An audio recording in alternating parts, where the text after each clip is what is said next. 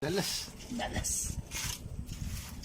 Yun mga idol, no. Nakabili na po tayo ng release bearing mga idol ng 4H G1 ano. At isang mga idol dun sa BB Master, no.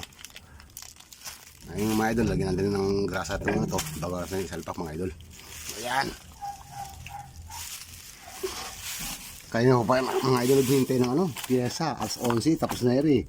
Ngayon pa lang bumili ng pyesa, mag alas 3 na. Yung mga idol, nung matapos na eri.